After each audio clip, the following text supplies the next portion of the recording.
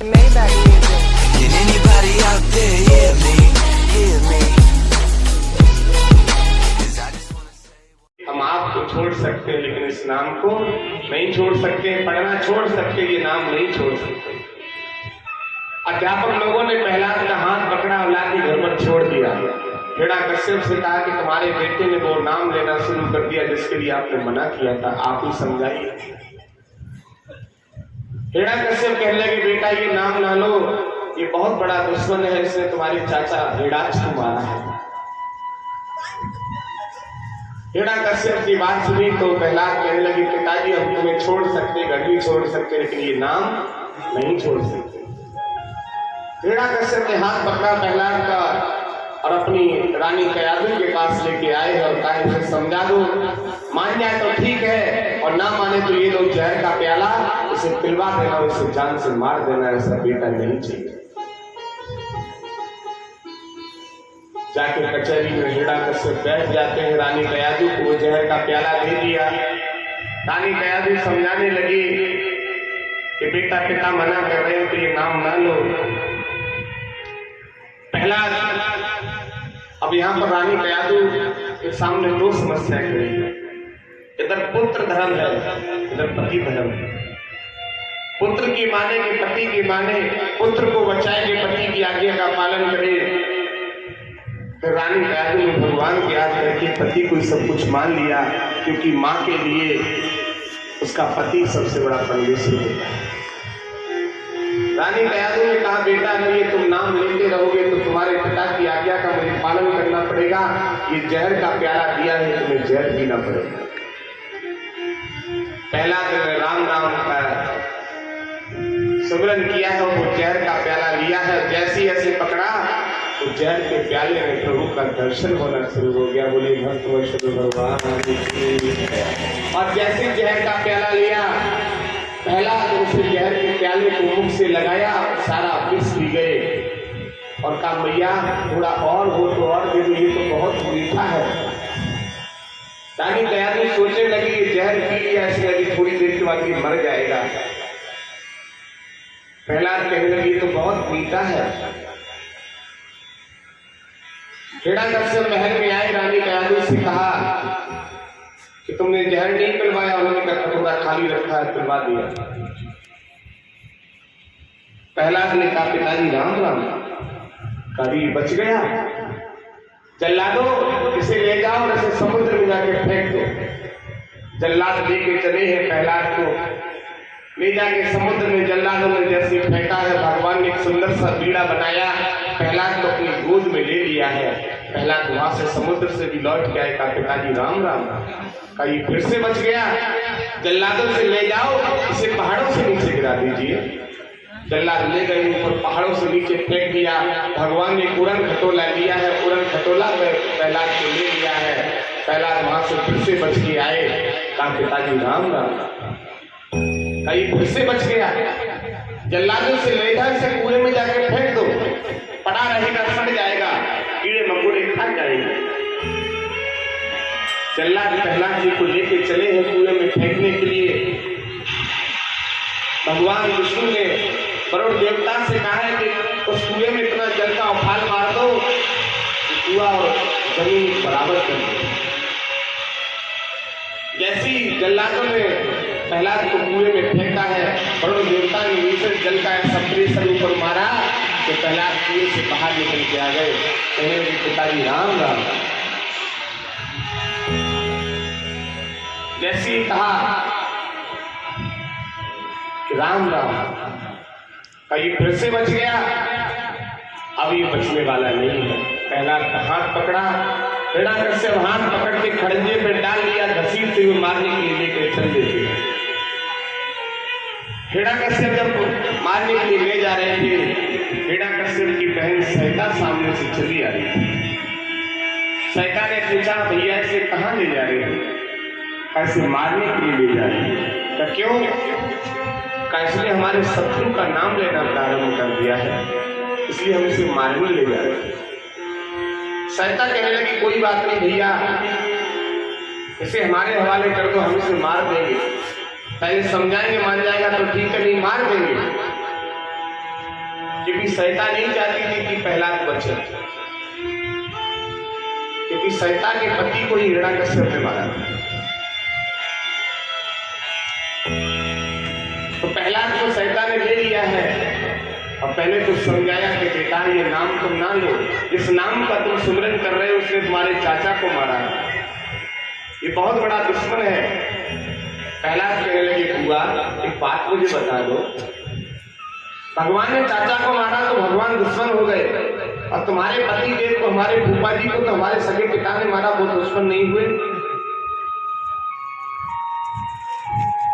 सैता के पति को मारने का भी एक कारण था। जब सैता का विवाह नहीं हुआ था उस समय सैता की प्रतिज्ञा थी कि हम अपना विवाह उसी के साथ रचाएंगे जो हमारे भैया हिरण्यकश्यप को मल्लयुद्ध में हरा देगा। तो स्योग नगरी का एक राक्षस था जिसका नाम था विप्रचित। क्या नाम था? याद कर लीजिए, बहुत जगह काम आएगा।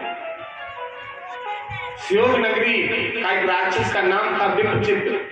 विप्रचित नाम के राक्षस ने हिरण्यकश्यप को मल्लयुद्ध में हरा दिया था। उस समय हिरण्यकश्यप को वरदान प्राप्त नहीं हुआ था, हरा दिया, सैता ने अपना विवाह रचा लिया। और जैसे हिरण्यकश्यप को वरदान प्राप्त हुआ तो सबसे पहले इसने अपने बहनोई को ही मार दिया। तो पहला कहने लगे बुआ मुझे बताइए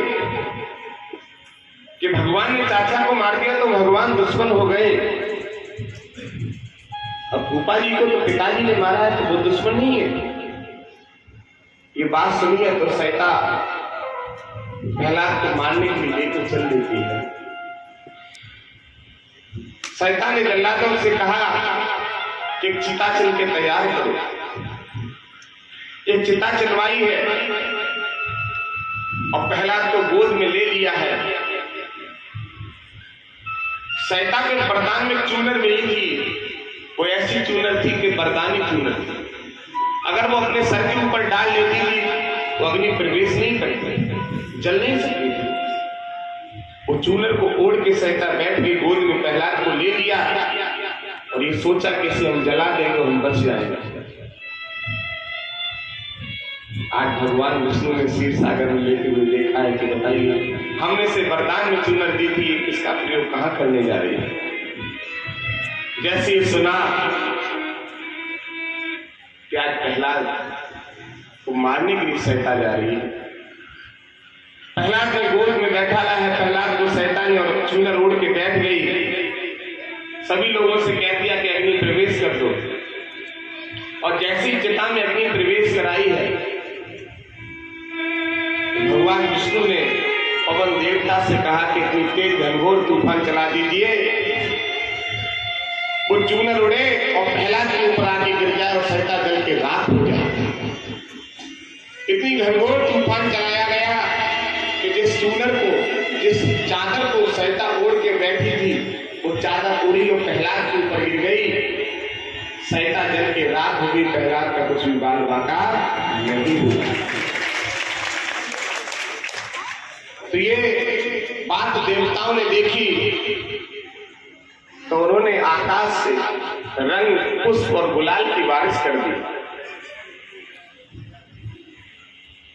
राक्षसों की ये बात बहुत बुरी लगी तो राक्षसों ने ईंट, पत्थर और कीचड़ की बारिश की। उसी के दिन से ये नाम होलिका के नाम से त्योहार मनाया जाता है। आज भी जो देवता किस्म के लोग होते हैं वो आज भी होली मालन किससे खेलते हैं? रंग, पुष्प और गुलाल से। और राक्षस वाले होते तो आज भी गांव की पूरी नाली साफ कर देते हैं भैया।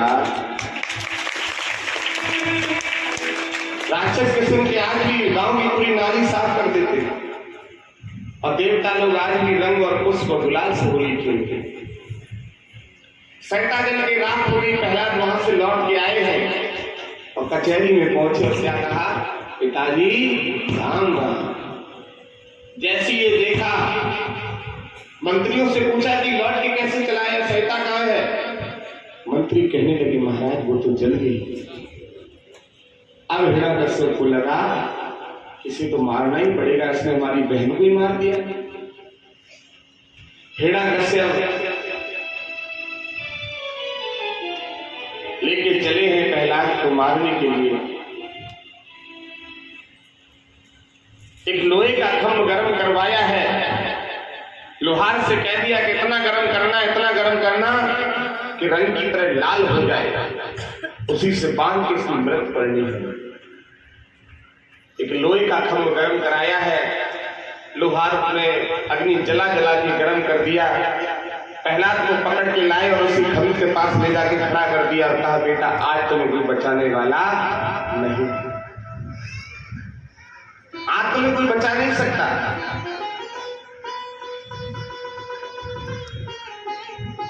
प्रहलाद ने उस खम्भ को देखा, वो खम्भ इतना गर्म है कि अग्नि फेंक रहा है। एक बात यहां बड़े ध्यान से सुन लेना आप सभी। जब उस खम्भ को प्रहलाद जी ने देखा है, थोड़ी देर के लिए प्रहलाद का धैर्य डगमगा गया। इतना गर्म खम्भ है, ये अग्नि फेंक रहा है।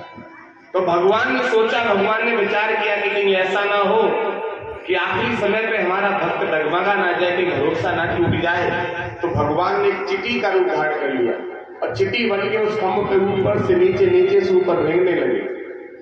और भगवान ने जब वो चींटी देखी, वो प्रहलाद जी ने जब चींटी देखी तो सोचा कि अरे हमारा शरीर तो बहुत बड़ा है, इस पर ये चींटी रेंग रही है, और जब चींटी का कुछ नहीं बिगड़ा तो हमारा क्या बिगड़ेगा।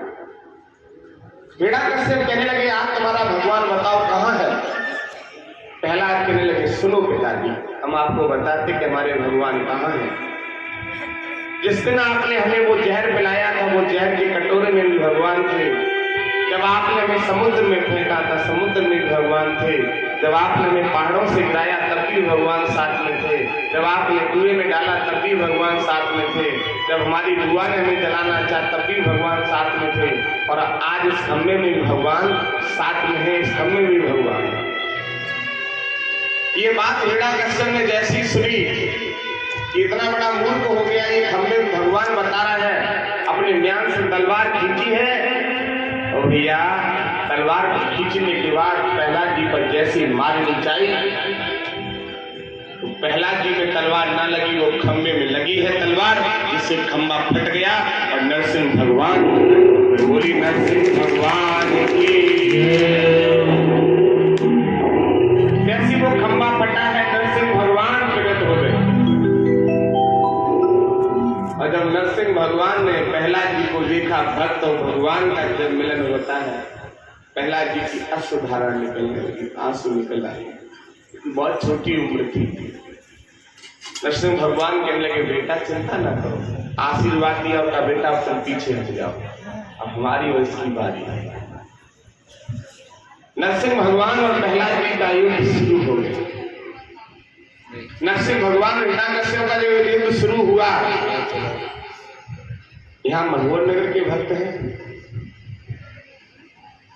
मनोहर नगर के भक्त के पास नरसिंह भगवान ने प्रहलाद जी को कहा, बेटा तुम हट जाओ, हमारी बारी। और नरसिंह भगवान और हिरण्यकश्यप का युद्ध शुरू हो गया। युद्ध प्रारंभ हो गया। युद्ध 1-2 दिन नहीं, क्योंकि उसने ऐसा वरदान ही मांगा था कि भगवान को अंडे में चढ़ नहीं रहा था। हिरण्यकश्यप कोई मामूली राक्षस नहीं था साहब। 1-2 दिन तक युद्ध नहीं चला।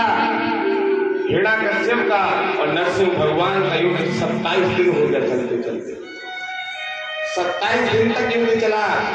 27वें दिन भगवान उसे ऐसे ऊपर उछाला और उछालने के बाद अपने जंगों पर रख लिया और कहा, बेटा आप तुमको बचाने वाला नहीं, आज तुम्हारा अंतिम दिन आ गया। हिरण्यकश्यप ने कहा, तुम किस मूर्खपन की बात कर रहे हो, हमें कोई नहीं मार सकता, क्योंकि मुझसे कोई वरदान याद आ रहा था कि हमने तो वरदान मांग लिया। नरसिंह भगवान कहने लगे, तुम्हें कोई बचा नहीं सकता। ऊपर उठा के उछाल मार के जब जंगों पर रख लिया और जैसी जंगों में रखा तो कहा, बेटा तुम्हें कोई बचा नहीं सकता। हिरण्यकश्यप कहने लगे, हमें कोई मार ही नहीं सकता कि हमने वरदान मांगा। क्या वरदान मांगा है? कि हमने ये वरदान मांगा है, ना ऊपर मरे ना नीचे। तो नरसिंह भगवान ने कहा, ना तुम ऊपर और ना नीचे, आज तुम्हारी जंगों पे कहा, हमने ये वरदान मांगा है कि ना हम दिन में मरे ना रात में। तो नरसिंह भगवान ने कहा कि कौन सा समय के सायकाल संध्या का समय है तो मार दे, फिर भी आप नहीं मार सकते। हमने ये वरदान मांगा है कि हम ना बाहर मरे ना अंदर। तो नरसिंह भगवान ने कहा इस समय तुम कहा हो कि बीच ढेरी पर का मार दे, फिर भी आप नहीं मार सकते। तो क्यों? हमने ये वरदान मांगा है कि हम ना नर से मरे ना नारायण। नरसिंह भगवान ने कहा तुम नर दिखाई दे रहे कि नारायण? नरसिंह भगवान का जो शरीर था वो आधा नर का आधा शेर का तो मार सकते हैं, कहा कि नहीं मार सकते। तो क्यों? कि हमने ये वरदान मांगा था कि हम साल के 12 महीनों में नहीं मरेंगे। नरसिंह भगवान ने कहा हमें मालूम था तुम ये बात जरूर कहोगे, इसीलिए हम आज से लौन का महीना चालू कर देते। अभी लौन का महीना चालू हो गया तो मार सकते। हिरण्यकश्यप कहने लगे हमें फिर भी नहीं मार सकते आप। काम किया बच्चा? हमने ये वरदान मांगा था ना हम अस्त्र से मरेंगे ना शस्त्र से। तो नरसिंह भगवान ने अपने नाखून ऐसे दिखाए और कहा ये अस्त्र में आते हैं कि शस्त्र में? कहा ये तो किसी में नहीं आते हैं। और जैसे ये दिखाए तो हिरण्यकश्यप के बीचों बीच पीठ में थमा दिए और बीच से पकड़ के 2 टुकड़े करके फाड़ दिए, जैसे कपड़े को लेते फाड़ के फेंक दिया। बीच से पकड़ के फाड़ के फेंक दिया। दुश्मनी में भगवान से करो तो हिरण्यकश्यप की तरह करो कि भगवान को स्वयं उतर के आना पड़े मारने के लिए। और भक्ति करो तो पहला जी की तरह करो कि स्वयं दर्शन देने के लिए आना पड़े। और बीच में रहोगे आसमान से टपकोगे, खजूर पे लटक जाओगे, कितों की ना रहोगे, ना ऊपर के ना जाएंगे। इसलिए बीच में नहीं, या तो दुश्मनी मानो या फिर भक्ति करो। नरसिंह भगवान ने हिरण्यकश्यप का वध किया है। पहला जी को आशीर्वाद दिया और परम धाम को चले जाते। बोली भक्तवत्सल भगवान की जय। एक पंक्ति बोल लीजिए।